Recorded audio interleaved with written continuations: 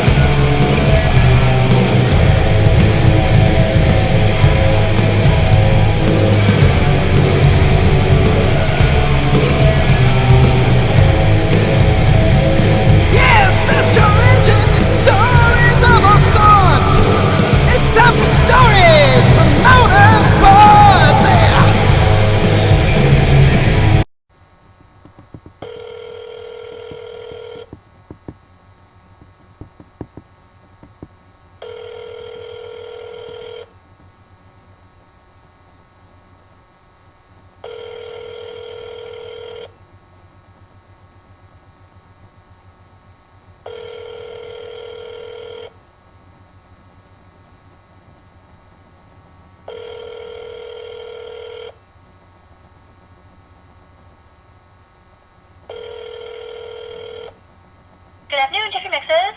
Can I speak to Mr. Howdy Holmes? Can I tell who's calling? Oh, my name is Douglas Kenny, and I'm with Blue Flag Media. I'm wondering if he'd answer some questions about his racing career for a book I'm writing. Okay, let me get your name again. And Douglas. You said you were with Blue Flag Blue Flag Media. Media. Okay, and what was the name? Douglas Kenny. One moment. Thank you.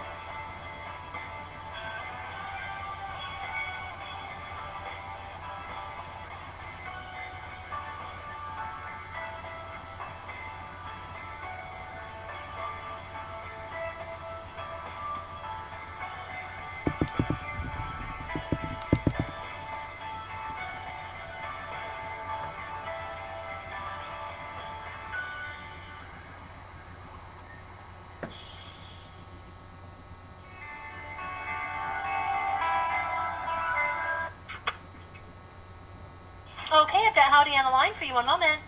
Thank you. You're welcome.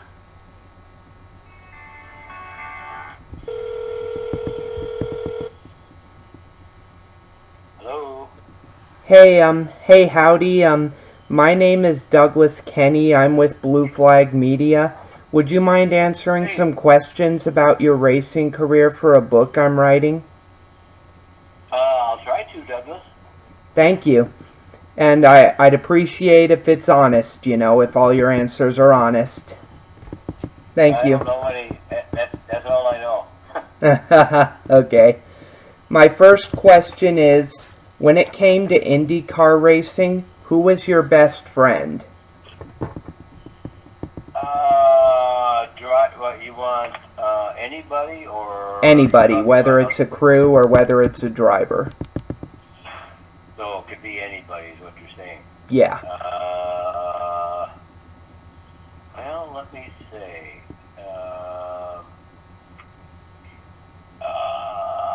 I think probably Douglas Shearson. Ah, Doug Shearson. Uh-huh. That's really interesting. How did your faith, whether it's religion or your beliefs, how did it guide you in your racing career?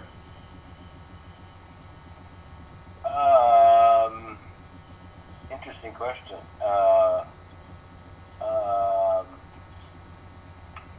Well, the one, I guess, in my case, my my faith is, personal, but I do have a strong faith, and I would probably ascribe to the belief that a lot of most things are out of your hands, and that there is a purpose for me to be in racing, and I might not always understand what that purpose is, but I trusted it completely. That's really interesting. Yeah, that's a nice way to look at it, sir. Thank you. No problem. Who is your favorite competitor that you raced against?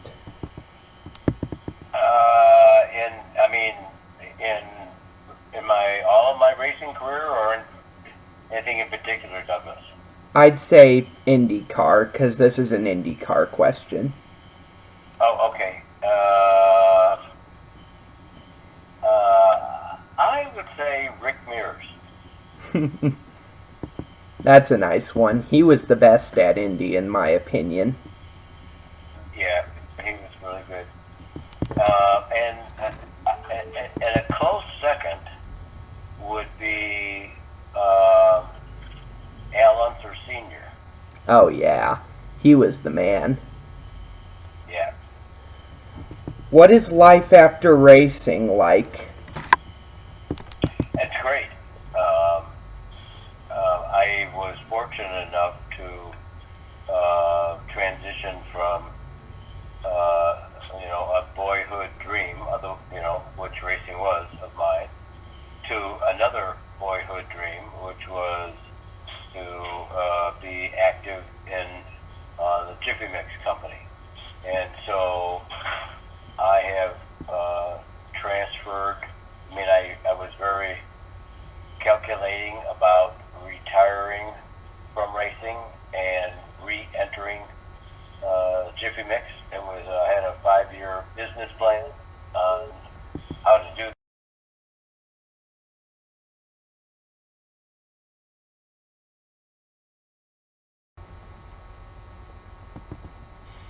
Alright, I'm back.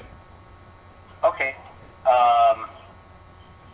So I had a 5-year business plan to transition from racing back to Chelsea Milling Company, Douglas, and that was it turned out to be a very prudent thing to do, because I needed to sort out where my head was and where my heart was, and often that's a very difficult thing to do, especially when both professions are something that you enjoy immensely.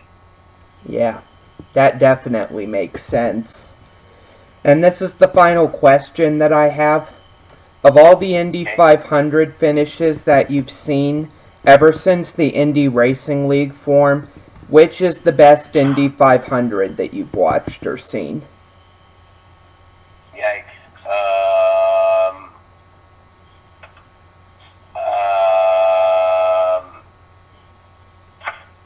Hey, another good question.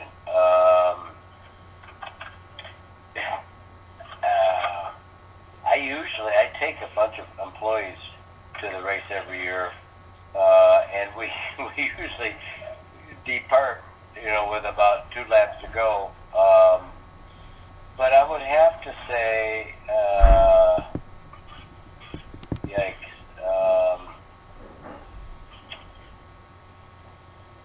It might. find it. Give me a moment, Douglas. I want to think this one through. Okay, take your time. Yeah.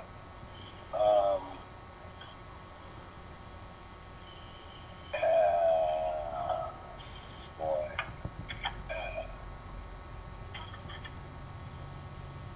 I think, I have to go with the most recent one, actually. Alexander Rossi? Alexander Rossi? Yeah. Yeah, I mean, for a lot of reasons. It wasn't like it was real close or something like that. It was just a gutsy attempt.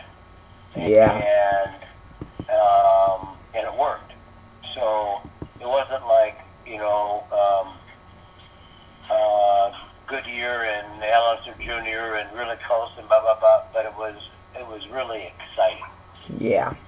I was shocked when I saw that race. I was shocked. That it sort of reminded me of when Trevor Bayne when he won the Daytona 500 back in 2011. Didn't it kind of remind you of that?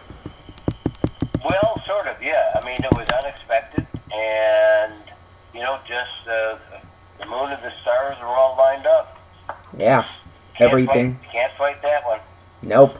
And nobody can take that away from him. That's for sure. That's exactly right. Well, thank you. Exactly. Well, thank you for the interview. Well, you're welcome, and I appreciate you giving me a call, Douglas. You have a great day. You have a good day too, sir. Okay, bye-bye. Bye. Hey everybody, I hope you enjoyed today's video.